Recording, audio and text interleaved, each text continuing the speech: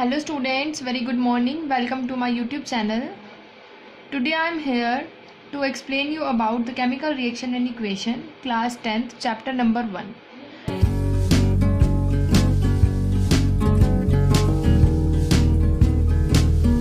So student, I hope आपको मेरा lecture समझ में आ रहा होगा.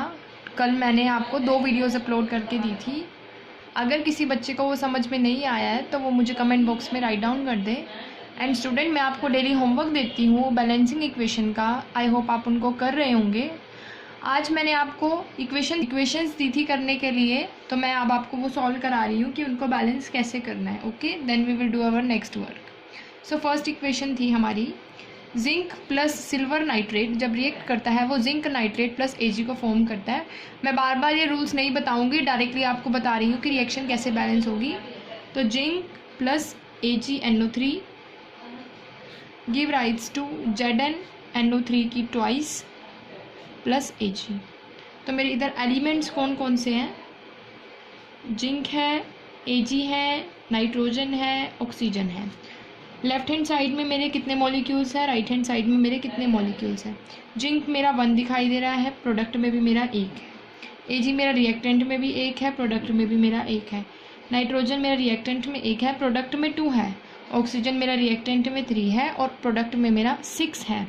तो मेरे को क्या दिखाई दे रहा है कि मेरा यहाँ पर जिंक और सिल्वर तो बैलेंस है, लेकिन मुझे नाइट्रोजन और ऑक्सीजन को बैलेंस करना है. NO3 नाइट्रेट अपने आप में एक कंपाउंड का काम करता है, उसकी होल ट्वाइस हमें 2 दे रखी है. तो मैं क्या करती हूँ, नाइट्रोजन को 2, मैंने नाइट्रोजन को भी 2 से मल्टीप्लाई कर दिया और ऑक्सीजन को 6 बनाने के लिए लेफ्ट हैंड साइड में मैं उसको 2 से मल्टीप्लाई कर रही हूँ. तो मेरा क्या बन गया, 6. अब मेरा NO3 के लिए मैंने दोनों को क्या मल्टीप्लाई कर दिया, 2 से मल्टीप्लाई कर दिया. तो मैं क्या करूँगी, अब मेरा जो मेरा लेफ्ट हैंड पावर 2 बढ़ गई, तो मेरा लेफ्ट हैंड साइड में Ag कितना हो गया, 2 और बढ़ गया. तो मुझे राइट हैंड साइड में बैलेंस करने के लिए क्या करना पड़ेगा, Ag को 2 से मल्टीप्लाई. तो मेरी रिएक्शन क्या हो गई, बैलेंस्ड.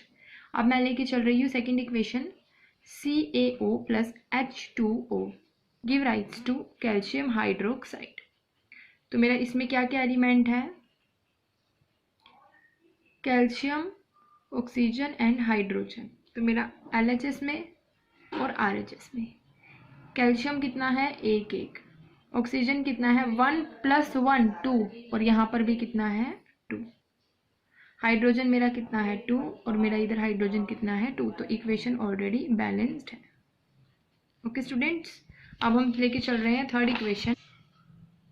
सो स्टूडेंट्स, मैंने आपको बैलेंसिंग करा दी है. मैं आज भी आपको होमवर्क में बैलेंसिंग करने के लिए दूंगी. जिस स्टूडेंट को जिस रिएक्शन में डाउट हो वो मुझे कमेंट बॉक्स में राइट डाउन कर देना.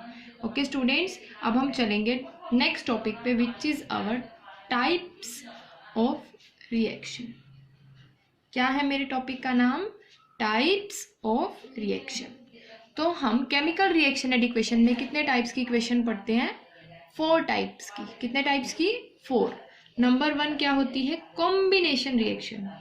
क्या होता है हमारा, कॉम्बिनेशन रिएक्शन. रिएक्शन को मैं शॉर्ट फॉर्म में ऐसे राइट डाउन कर रही हूँ.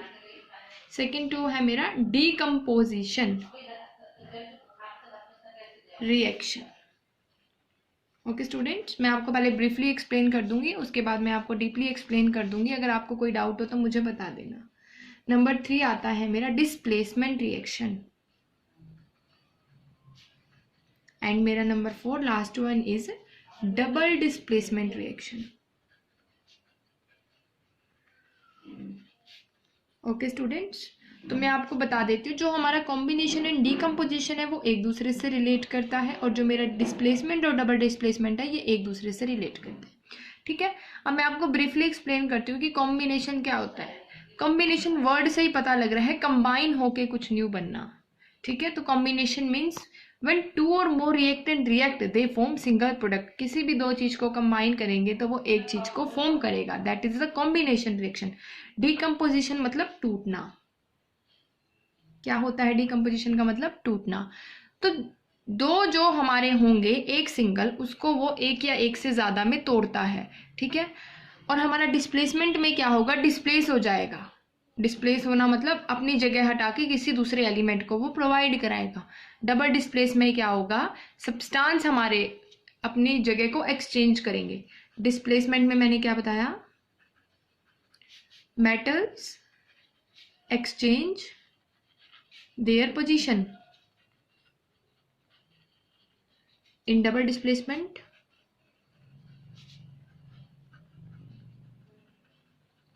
substance exchange their position. Okay students, अगर आप मेरा समझ पा रहे हो तो चैनल को please like, subscribe and comment जरूर करा करो. कोई डाउट हो या क्लियर नहीं हो पा रहा हो, वीडियो समझ में नहीं आ रही हो, तो प्लीज़ चैट बॉक्स में ज़रूर राइट डाउन करें. नंबर 1 हम कौन सी रिएक्शन पढ़ेंगे? Combination reaction.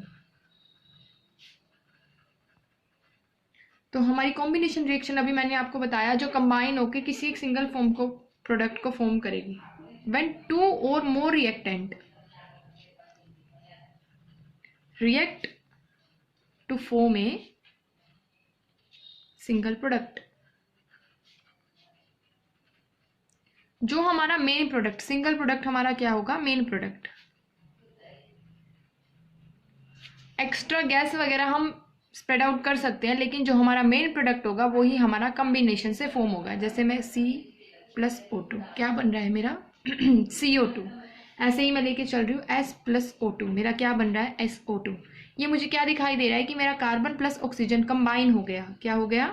कंबाइन. और उसने क्या? सिंगल फॉर्म करा प्रोडक्ट का. मैंने लिया H2+O2, मेरा क्या बन रहा है? H2O. स्टूडेंट्स, एक चीज़ का हमेशा ध्यान दें, आप पूरी केमिस्ट्री में कितनी भी रिएक्शंस कर लो, फर्स्ट रूल होता है कि आपको उस रिएक्शन को बैलेंस करना होता है. हर रिएक्शन को एग्जाम में बैलेंस करना होता है, अदरवाइज आपके मार्क्स कट जाते हैं अगर रिएक्शन आपकी बैलेंस नहीं होती है. तो कॉम्बिनेशन मैंने क्या बताया? कोई भी दो चीज़ जब कंबाइन करेगी, जो सिंगल फॉर्म करेगी प्रोडक्ट का, वो हमारी कॉम्बिनेशन रिएक्शन होती है. जैसे N2+H2 मेरा क्या बनाता है? NH3 बनाता है. हमने ये बैलेंस करनी सीख ली थी. मेरे हाइड्रोजन के 3 है, नाइट्रोजन का 1 है, इधर मेरा 2 है, तो मैंने 2 कर दिया, तो मेरा नाइट्रोजन बैलेंस हो गया. लेकिन हाइड्रोजन की 6, तो मैंने क्या करा? 3 से मल्टीप्लाई. मैंने अपनी साथ के साथ इक्वेशन भी बैलेंस कर दी. ठीक है स्टूडेंट्स, आपको समझ में आ गया कॉम्बिनेशन रिएक्शन क्या होता है. अब चलते हैं हम अपनी नेक्स्ट रिएक्शन की तरफ, विच इज डीकम्पोजिशन रिएक्शन.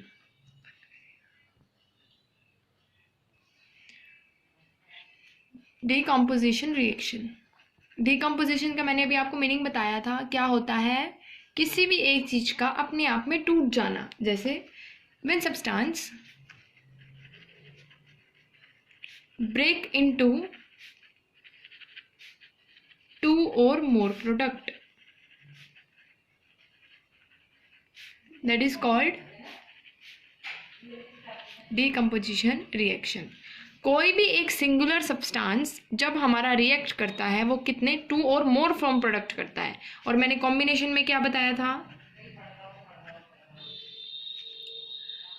2 और more react to form single product.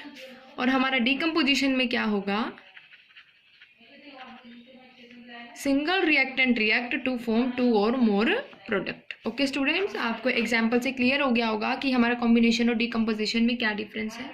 जैसे मैं लेके चल रही हूँ CaCO3 से, ये CO3 क्या है मेरा? कैल्शियम कार्बोनेट को जब मैं हीट करा रही हूँ, क्या करा रही हूँ मैं? हीट. तो मेरा क्या बन रहा है? Calcium oxide plus hydrogen gas. मेरी यहाँ से लिबरेट मतलब निकलना.